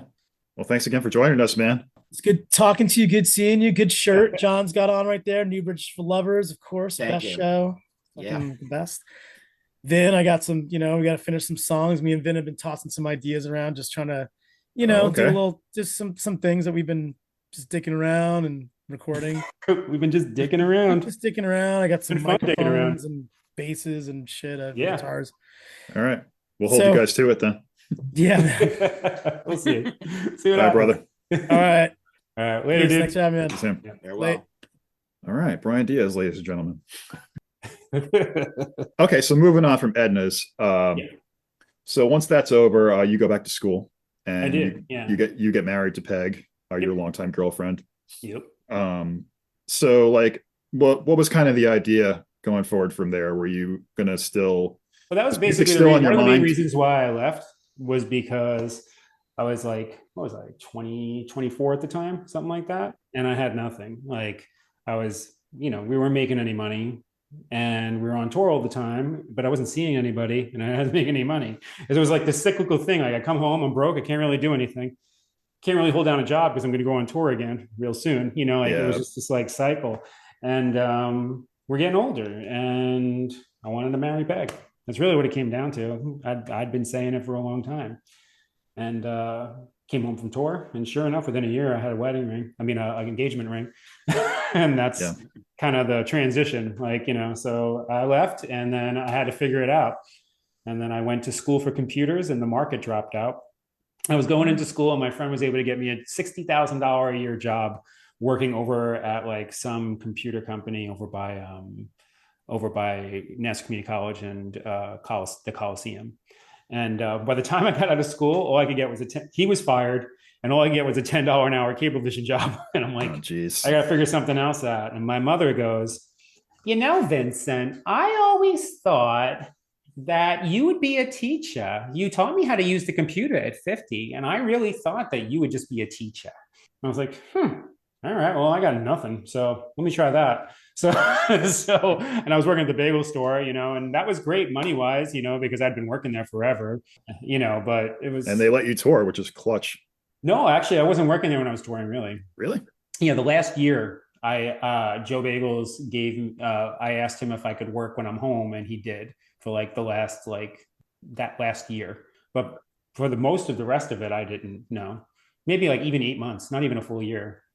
Because I was sick of coming home and not having any money. So then I would just go and work at the bagel store, and because, he's like a crazy uncle for me, like he's family.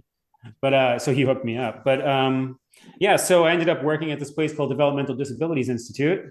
DDI.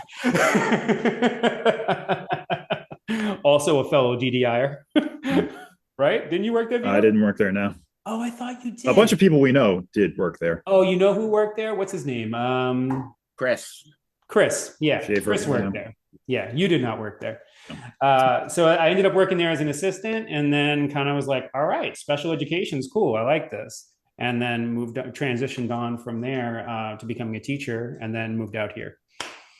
Now it's kind of the boom, boom, boom. Yeah. Well, before that, so now your younger brother, James, good friend of ours growing up, is mentioned in many of the episodes. Unfortunately, passed away very young. And we won't get too deep into that, but you did eventually start a band with him and a couple of other, including my brother, a couple of other friends from Lindenhurst. Well, I didn't start that band. They started that band ahead before. And then one day. And they invited you in. Yeah. Well, then one day James comes home. He's like, hey, you want to play guitar in Down in the Fourth? He's like, I was thinking maybe we could use a second guitar. You want to play? I'm like, sure. Why not? That was it. It was that quick. When's practice? And it was at Joe Ciato's house when Ciato used to have practices down in his basement. Yeah. And then, and I started playing guitar for Down in the Fourth. Yeah. And the guitar that's behind you right now, is that the one he built for you? Yeah. Yeah, that's a guitar.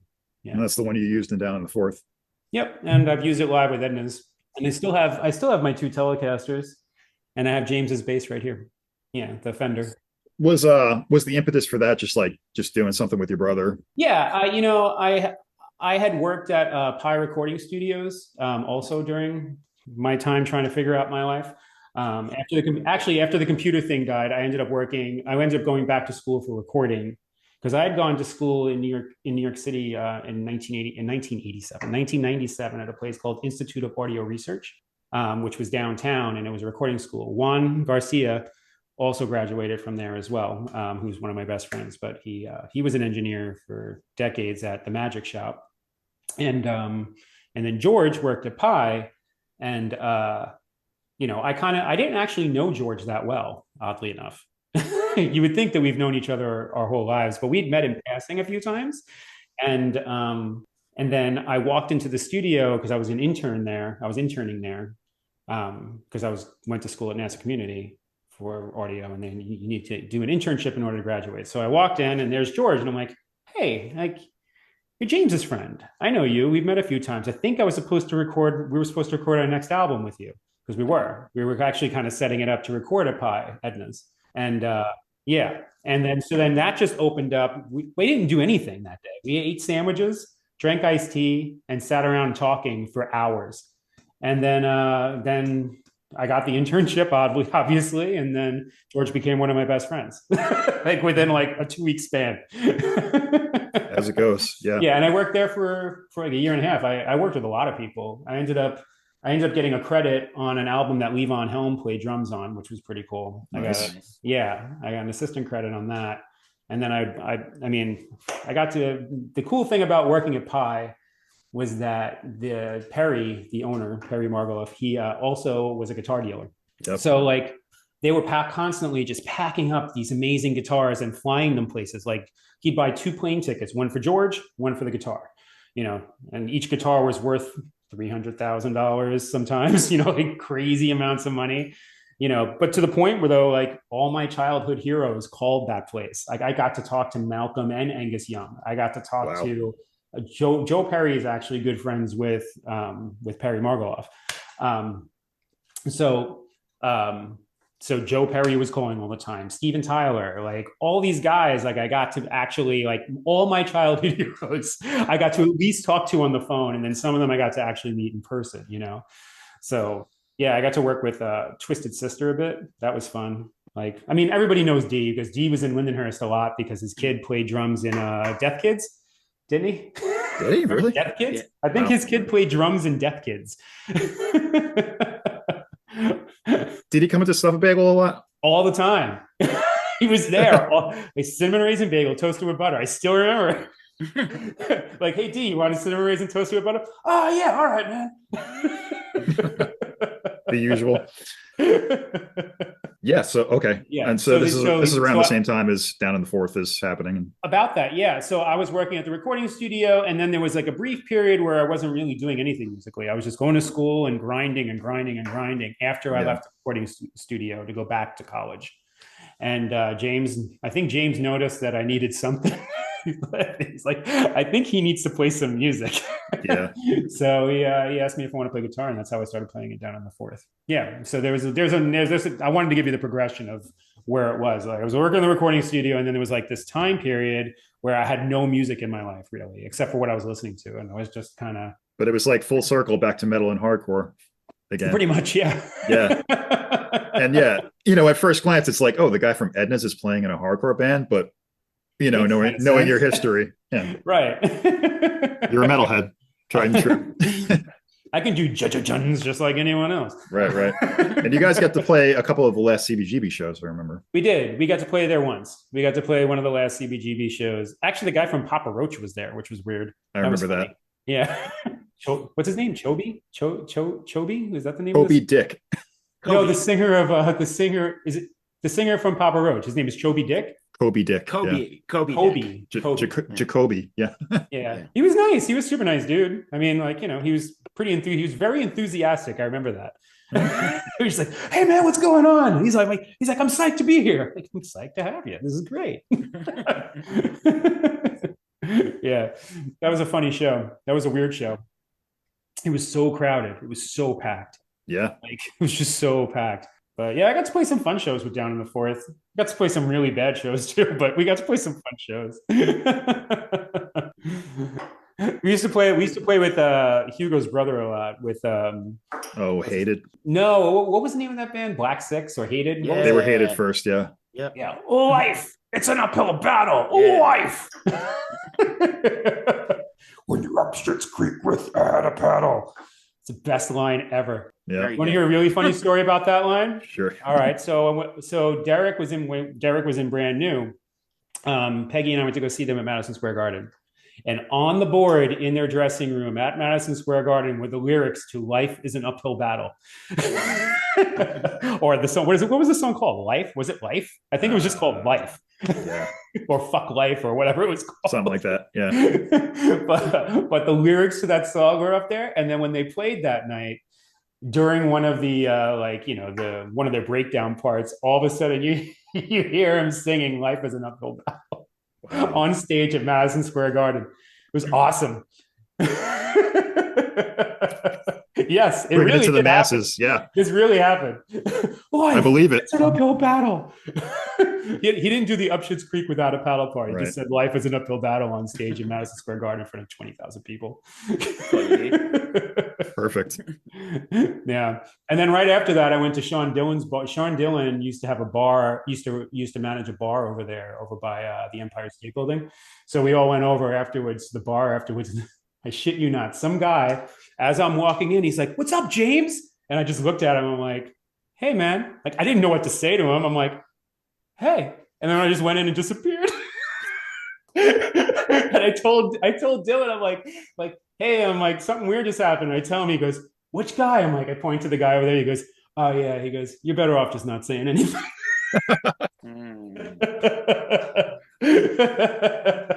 It was a good moment.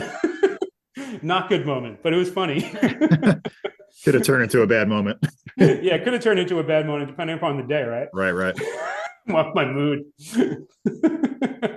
So Down in the Fourth kind of runs its course, Yeah, Down in the Fourth ran its course, and then I don't know. Edna's played a couple of times and did a couple of reunion shows. 2006 was the first one. Yeah, that was Benefit for James. I think it was 2005, actually. Oh, okay. I think it was 2005. Crazy Donkey.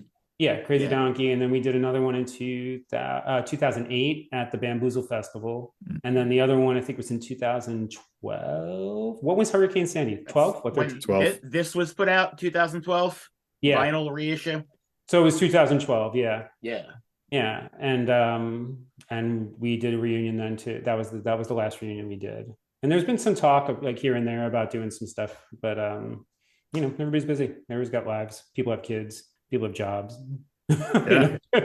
Yeah. So the lineup is interesting because it has, Tom Comerford, who was in Step Lively, right? who is now playing, who was secretly playing trombone for Step Lively while he was playing bass for Inside. Yeah. He wouldn't tell his friends that he was doing it though, and then he'd run into him, and it was super awkward. It was awesome. And it was actually Tom and Jim Comerford were in Step Lively. Jim is Tom's little brother, and he played baritone sax, I think, or something like that. Like we had a big horn section at one point. It was like Tom, Jim, Gary, and Brian. It was big. Yeah. And then we had another sax player too, Jay Fahrenkoff. So like between all of them, it was like this big thing. And then And then, you were asking about Jay Org before. He got into Step Lively after I left. There was like a switch where I left, and then a couple of the other guys were going to college and whatever. And then I think it just kind of fizzled out a little bit. But then that's where Scully came in and started playing drums for them. Yeah. Who was at the time, he was in, don't say the name. Okay. What is the name of that band? I'm gonna remember it right now because they had an amazing song where they used the Wu-Tang line. Yep. All right, tell me, you know the name. What's the name of the band? Lightweights? The Lightweights. Too many lightweights, not enough beers. Yep. Yeah, so Scully was playing in that band, and then when Jay Diamond stopped playing drums for them, he took over. And then this guy, Andrew Sendor, used to play keyboards, and he left. And through the Hofstra connection, because there's like this Hofstra, Edna's Goldfish, Step Lively thing at the time, Jay Org ended up coming out and playing keyboards. So, it's interesting. And so it's all this weird incestuous thing, yeah. Yeah, like where everybody just kind of was like, fuck it, let's just play, whatever, figure it out. Whoever's available, yeah. Yeah. Okay, around 2009, what prompted the move to the West Coast? Between James passing away and which you know very well that that had a really huge impact on my life. Of course, yeah. No, but I mean, like, he was my best friend. How could it not? Yeah.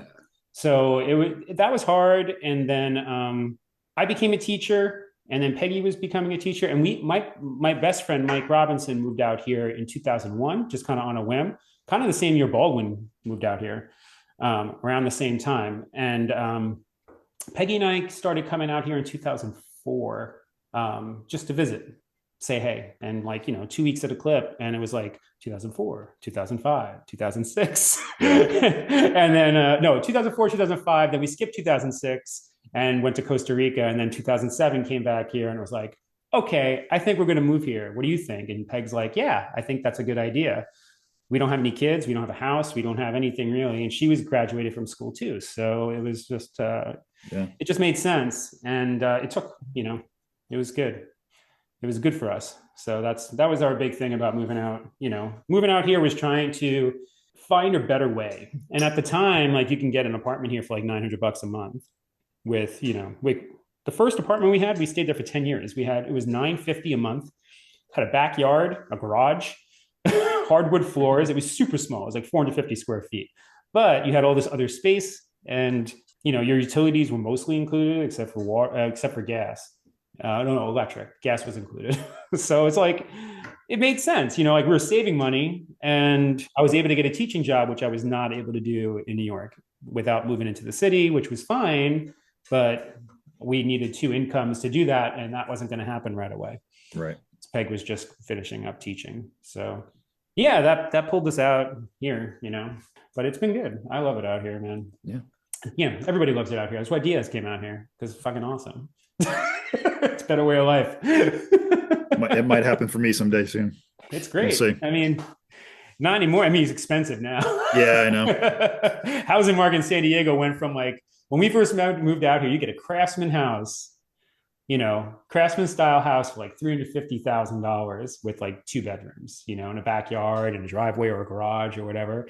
Now it's like that same house is like $1.5 million, 2 million, which, you kick yourself saying, oh, I should have bought when I got here. But then you're like, well, what would I have done? I couldn't sell it, because then you wouldn't have anywhere to go. Right. Exactly. Yeah. But yeah, it's San Diego has been awesome for us. It's close enough to New York that it's not that far of a flight. And then it's also a great jumping off point for other places to go, Mexico and Asia and whatever. So we travel a bit. Mm-hmm. It's good. Yeah, I'm going to actually be in Lindenhurst. I might stop by Lindenhurst. There's no house or a reason for me to go there anymore. Right. But where's your mom at now? So she's going to live with Melanie. Okay. For now, while mom looks for an apartment. She's looking for like a 55 and over thing. So she's trying to get into one of those spots out by Mel, and that's the plan. Gotcha. Yeah. Cool. Yeah, it's good.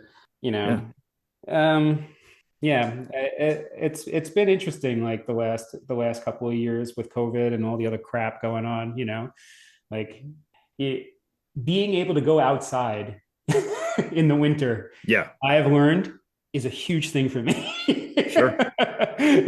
Like, even when we were stuck here during COVID, it's like, at least I could go outside. Like, if I'm stuck in the winter in New York, you'd be freezing trying to even just sit outside. Here, at least it's sunny, you go sit outside. We're trying to extend the outdoor dining throughout the winter, and it's horrible. Not working. No, it doesn't work. Brutal. Yeah. So now, wait, let me ask you a question. I'm going to ask you a question. So okay. What was your first band? My first band was Capital Punishment. Capital Punishment? With the Fitzgeralds. The Fitzgeralds. Yeah. One of the many Fitzgeralds bands. I think they had like 10 bands. Oh, yeah. 3 at once, always. I sang in the band. Chris played drums. You sang? That's interesting. I sang, yeah. How did that go? He's like, oh, every drummer secretly wants to be a lead singer. So I got it out of the way early. Yeah. And what was your first big show? Like, what was your first show? So we played a few backyard shows, and then we played one of those Thursday night things at the Roxy with Busted. Nice. My first band with James. Yes. But then Busted, the second show we played at the Roxy was like one of those marathon hardcore matinees with 25 to Life and Hatebreed and all these other bands. So that was like kind of the first like legit show. Yeah. We played. Yeah. I saw so many good shows at that. I hated Frank Cariola's Roxy. Yeah. But I saw so many. I saw Cannibal Corpse there. Yeah.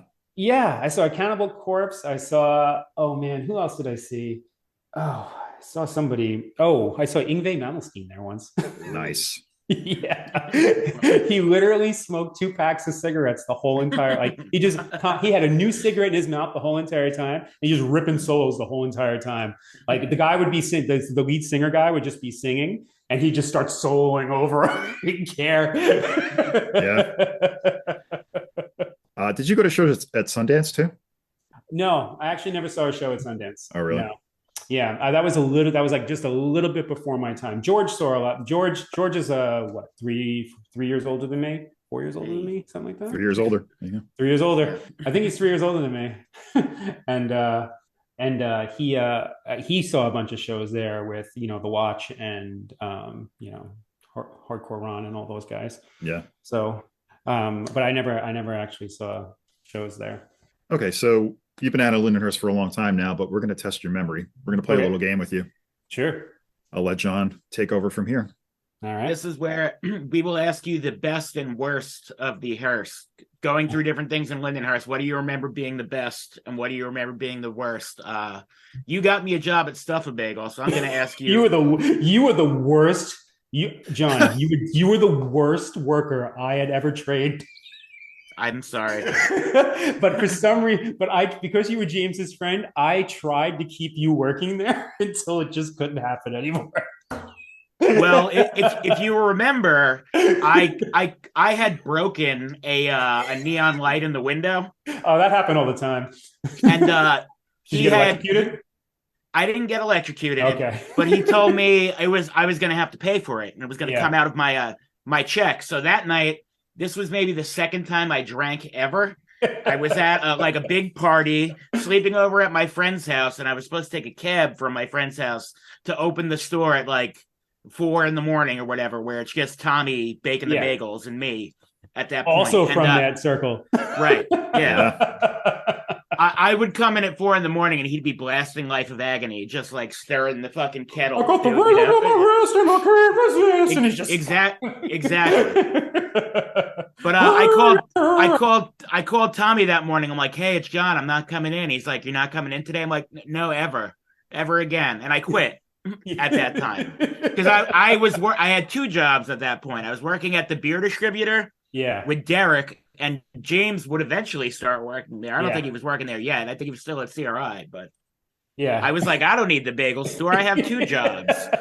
I'm 17, 16. This is I don't need this. Whatever. Yeah. So wait, so what's your question? Sorry, I interrupted. What was Stuff-A-Bagel your favorite bagel place in Lindenhurst? Yeah. Okay. Want to know why? I'll tell you why right now. Because you didn't pay for them. No, because all the other bagel stores used to get their bagels from Stuff-A-Bagel. Gotcha.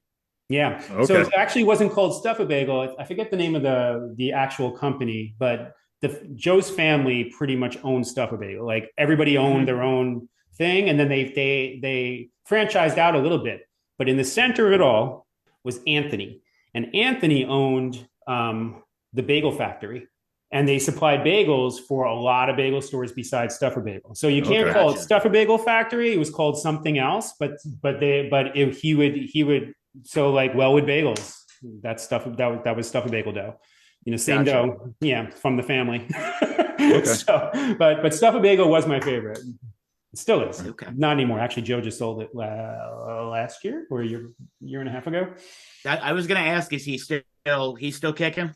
Yeah, he's around. Yeah. Okay. I saw him the last 2 summers when we were in Long Beach. So we rented a place in Long Beach the last 2 years during, COVID times.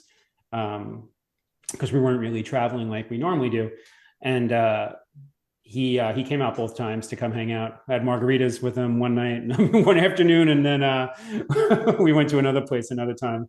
So I try to see him every time I come home. He's like a crazy uncle. I always say that because he really is. Yeah, I remember you telling me a story about him once where he bet if he could jump over the counter or something like that, and he couldn't make it. He didn't make it. And he ended up like fucking his leg up real bad. Yes, he did. Because he used to be able to jump over the counter with one hand. He'd plant his hand and jump over. And he did it for years and years and years. Like he'd be like, I'm jumping. And he'd jump over. And then one time he didn't make it. And he stopped jumping over the counter. I once watched him jump over the counter and he ran out the door. He ran out the door after this guy. And he ran down the block. It was like 5 o'clock in the morning. I don't remember the context as to why it happened. I just remember watching it happen and going, oh, my like 16-year-old ass was like, this is crazy. I mean, I started working there when I was 14. So I think I was like maybe 15 when that happened. But yeah. All right. So best and worst. What's the worst bagel? Yeah. Okay. Worst bagel is on 109. It's actually West Babylon, but there's a bagel store on 109 when you're driving towards Stop and Shop. Okay, yeah. Going down on the right-hand side. Before the police precinct, that little place right there? Yeah, that place. That was not my favorite bagel store. No. Yeah, and you know, what was the other one called? Oh, man. There was another one. It was like on the border of Lindenhurst and Copeg. Let's say Strauss's Bagels or something like that. I can't remember the name of the bagel store. But it's all Strathmore or something. Strathmore, there it is. They were bad. Yeah, anywhere they don't boil the bagels. The place on 109 boils their bagels, but I think Strathmore used to do like air racks and put them in the thing. It's basically just a roll. Like I'm very specific when it comes to my bagels and my dough. Yeah, there's a specific method for sure. There is very. All right, give me another one. We got pizza places. Pizza places. Okay, back in the day or current? Are you familiar with current pizza places in Lindenhurst? Yeah, Imperial's still around. You know, I'm not so okay. So is this very specific to Lindenhurst? Does it have to be there, or can it be in surrounding areas? Surrounding areas. We could be liberal with it. Yeah, we'll accept an Albert's if that's where you're going. Oh, I love Albert's, but that's a completely different beast on its own. That's not necessarily. That is pizza, but it's just a completely different thing. Like you're gonna get Albert's, you're getting Albert's. You don't say, you know, let's order pizza tonight, and then you order Albert's because everybody be like, "What the fuck did you do? Is this? Pizza? You ordered Albert's." You know, where's the cheese? Yeah, where's the cheese? It's under the underneath. sauce. Don't worry, it's there. Let me see. Bad pizza in Lindenhurst. Bad pizza. Ooh, what's it called? Is it Dominic's? What's over by the senior center? Yep. Dominic's, no. Sorry. Yep. No, Imperial is still delicious. They're always good. They're consistent. So that's your top? They're consistent, you know. Okay. I mean, it's good. I wasn't sure if you would have been a Roma fan because I can recall going to Roma with your brother. No, I was gonna get there, John, but you just cut me off, you dick. All right. No, but set you up. Yeah, Alitalia. I love Alitalia. And Roma, Nick, actually, I ordered from Roma when I was a kid because it's close to the house. We used to order from there. And then Nick, then we stopped ordering from there for years. And then Nick would order, Nick Ficalora would order from there with the special crust with the sesame seeds. Yeah. We all know the sesame seed crust. And then, so then I started ordering from there too. So when I'd come home and visit my mom, I'd order from Roma, I'd order from Imperial, and I'd get my egg sandwiches at Brothers. That was the next question, deli, but I guess it's Brothers. Brothers is one of my favorite delis. Growing up, my favorite deli was over off of Shore Road, down by my house. You could just walk over to this deli by the docks. Mm-hmm. Yeah, this guy John owned it, and it was great. You know, it was right there. So Fat Kid's Delight. I was not a skinny boy. So super random place for a business. It was just kind of in the middle of houses. Yeah. And I'd go there and just order all sorts of crap. Like, man, I was such a fat kid. I'm just mayonnaise sandwiches. Did James ever get a mayonnaise on an onion roll with you guys? No. Yeah, it's something we used to do. When I worked with him at CRI, we would stop at the Friendly Deli after school and get sandwiches there. And he would get like a crazy, I think he was vegetarian at the time, maybe. Yeah. And he would get like a cheese sandwich with 6 different kinds of cheese on it and mayonnaise and shit. Yeah. I used to live by the Friendly Deli for a bit. Peg's mom, that's where Peg grew up, and her mom, when we first got married, we lived over there. And I can honestly tell you that I don't know how I did not get food poisoning. growing up and going to the high school as an adult, going in there and going, oh, this place isn't okay. As a kid, you don't think about it, but like, you're like, this is just not clean. This is a house. Like, I think somebody's in the back watching TV right now. That's not right. There's a dog behind the counter. Yeah, there's some weird shit happening, right? Yeah, exactly. Wait, they have a ferret? What the hell is that? What kind of business has a ferret? I mean, numerous health code violations. Yeah. Uh-huh. But yeah, that was cool seeing Brian. I've been talking or texting with Brian a lot and like, hanging out with him via the internets and transferring music back and forth. But it was actually cool seeing him. I haven't seen him for probably a while, like ages.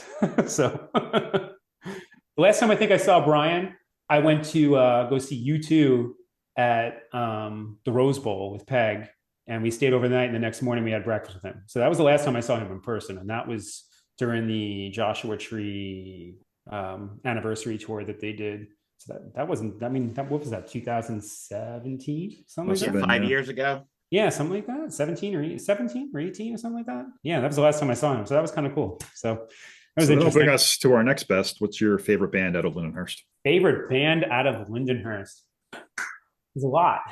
That's a hard question. Yeah. Now, are we talking bands from Lindenhurst or people in bands from Lindenhurst? I'd say at least two members. At least two members from Lindenhurst. A band you would associate with, being from here. I mean, I love Mind Over Matter. I mean, yeah, it's freaking great. Quintessential Lindenhurst band, I think. Yeah, totally.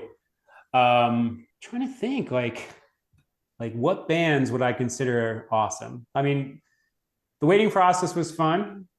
Sure. Yeah. That was a great band. They definitely had some catchy lyrics. I have this literally on my wall. Oh, dude. Is it backwards? It's backwards. No, it's not? No, it's yeah. So this is a print that our former guest Heather Sundquist made. I have actually two of her things here. That's also Heather. These are both Heather. Oh, very cool. Yeah, it's a cherry tree.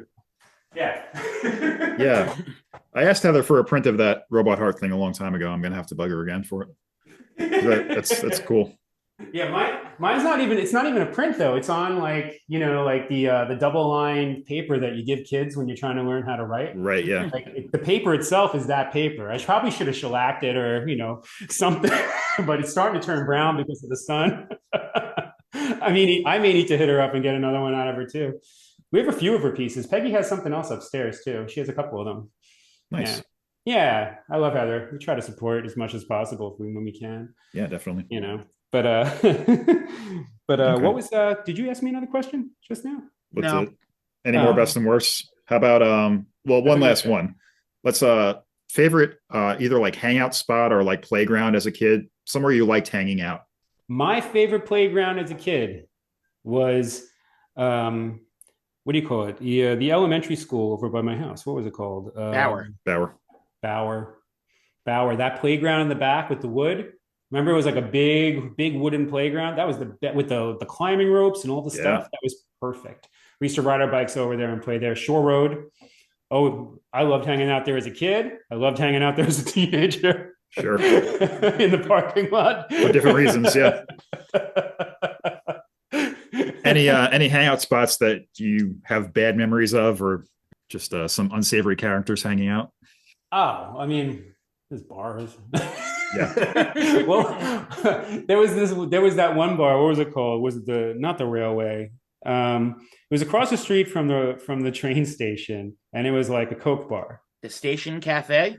No, it was the other one that eventually it was a Coke bar, and then eventually somebody was like, what we should do here? We should take our Coke bar and put an Italian ice window in the front so kids can come up and watch all the old timers drink. Gingers? Gingers. Yeah. Gingers. Yes, that was it. Which is now like a cool little restaurant, right? Yeah, restoration. Yeah. Gingers. We also learned that's where the mailman would hang out. The mailman? Yeah, they go and get drunk over there. Yeah, that makes sense. Yeah, All right.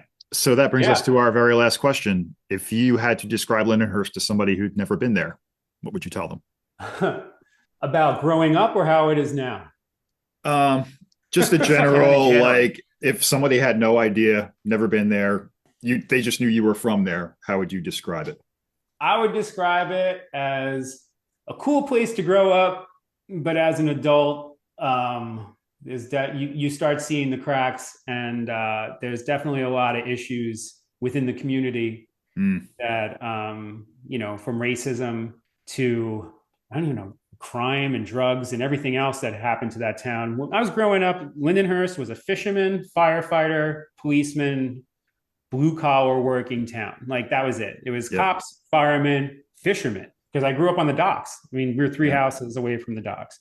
So I knew all the fishermen because, my friends and I, like our gig was we'd go around with like a 5-gallon bucket and go to all the tires and pull out all the guppies and then put them into the 5-gallon bucket and then go around to all the fishermen and sell them to the fishermen as bait because they're going to go buy the bait on the docks from same bait, same thing. And then we go and just go get candy and pizza and stuff or go to the diner or whatever. Like, we were kids, like 6, 7, like it's a good hustle. Yeah. It was a great hustle, especially in the summer when, the McAuliffes were poor. We didn't have any money. Right. We had shit. So, I think now it's getting better with, the influx of restaurants and bars and breweries and whatever else they're opening up. It's the younger people my age. I want to say younger people. We're not young, but people my age and like a little bit younger are starting to, make businesses there and trying to make it better, which is good, So I would describe it to people as a great place to grow up. Living there now might be great, but I think that there's a lot of problems that needed to be fixed under the surface, especially with the education system there. As a teacher now, I can see that. Yeah. Whole new perspective. Mr. Spagnoli. Oh, Mr. Spagnoli. Yeah, I'm going to say his name right on this thing. Mr. Spagnoli. You were not a kind person. He looked like a mix between Hitler and the Dunkin' Donuts guy, right? Yeah, a little bit. Yeah. He was not a nice dude. No, he was pretty. Again, in high school, I put no effort in unless I didn't like you. If I didn't like you, I made sure I aced your class because that's my mentality. Like, I don't like you. All right, fine. You think I'm an idiot? Okay, watch this. And then I got like a 90 in his class. It was like Doc Law. That's another reoccurring theme with people we talk to is like achieving things out of spite. Oh, that's totally. That seems to be like the Lindenhurst thing. Like, fuck that's you. why we're the Bulldogs, right? Yeah, fuck you. I'm going to do this. Exactly. Yeah. I'm going to do whatever I can. And like, that's what it came down with Edna's Goldfish too. Like, Brian was saying that he doesn't remember like who was steering the ship, but it was definitely Dave. It wasn't me. It was definitely Dave and Gary. But with that ship being steered, I saw it like, this is possibly a way out. Like, not that I was going to be a rock star or whatever, but like, I don't know. I had no idea what I was in for, we ended up with like a demo deal with Atlantic Records, and we ended up going into the studio and recording a bunch of stuff, and then Ska died and nothing happened, and that was the end of that. And for me, I wanted to get married, so that wasn't working for me because if we ended up on a label and we had some money, then that could have changed the course of everything. But it was just the way it was going, Wasn't on the cards. But I think most people I talk to are always, like try to figure a way out. Like you lived in Philly for how many years? 4 years. Yeah. Yeah. And then before that, weren't you? I thought you were in Jersey or Brooklyn or something. I was in South Jersey first and then Philly. Yeah. Okay. Yeah. And you know what it's like, you try and get. John, did you ever live anywhere else? I've lived in Huntington, not Lindenhurst, but I moved out of Lindenhurst for a little bit. Yeah. And you leave Lindenhurst though. And even if you're living in Huntington, it's a totally different world over there. Like North Shore. I lived there North for Shore a while girls, too. bigger curls. Bigger guys. North Shore girls, bigger curls. But like Huntington's a completely different world as well, Absolutely. And, North Shore, South Shore. Yeah. Very different things, different. But I wouldn't trade growing up there at all though. Like I was able to figure out who I wanted to be pretty early on. And whether or not I got there or not, that's neither here nor there. Like that's what I know. I wanted to be a musician. I know I wanted to play music. I know I wanted to do something. And then through life and everything else, things fall differently, Yeah. And like you wanted to be a drummer and you were DJ and doing all the stuff, and things change. You get to an age where you're like, okay, I'll do that also. Right. As opposed to, I want to do this. This is what I'm doing. Now it's like, okay, like, multitask. I know how to do that. So yeah. Yeah. So like, I built this studio down here and I'm pretty psyched about it. It's been fun playing music and writing again. And I've been doing that a lot in the last couple of years. After James passed away, I wrote a lot. Like I wrote a lot, like a lot of music. But recently, then I took a break I moved out here in 2009. And once I moved out here, I kind of just stopped and just concentrated on living out here, and I stopped. And then it wasn't until I moved into this place and COVID that I was like, okay, I need to build something. Yeah. Because I have all these songs that I've been writing for years and I have nothing other than just words written down and what's in my head and what I remember, So I built studio and then talked to Brian, and Brian's like, let's record some, let's write some stuff, dude. I'm like, all right, cool. So there you go. It's been fun. Well, looking forward to hearing that stuff eventually. Maybe. We'll see And what happens. you're achieving your Lindenhurst, your OLPH yearbook dream of being a music producer. It's really been interesting. It's like I've been actually learning a lot from Brian about recording, because digitally, the recording studio that I worked in was Pi. It was a 48 track. Yeah. With a Neve console. To tape. with a Neve console and like every outboard gear you could possibly want, and it had Pro Tools, but we weren't using Helix as the main source of like amps and basses and whatever else. It's a completely different world out there now. So it's actually kind of taking me some time to kind of figure out things a little differently, because we're using MIDI drum loops and not drum loops. What would you call it? MIDI drum maps. And stuff like that for drums right now, and like just figuring that stuff out. It's been interesting. It's been really interesting relearning and coming up with ideas. And now that I have a workflow going, it's been pretty quick, coming up with stuff. So it's been fun. Like, I don't know. Yeah, people are making hit singles on laptops now. I know. It's crazy. It is crazy. At least it's not on GarageBand, because then we would all feel really bad. There are a few songs that actually have been written on GarageBand, but yeah. All right, man. Well, thanks so much for joining us. This was fun. Yeah, it was a good time. And good luck out there. Looking forward to hearing the music. Yeah, we'll see what happens. And thanks, guys. It's been fun.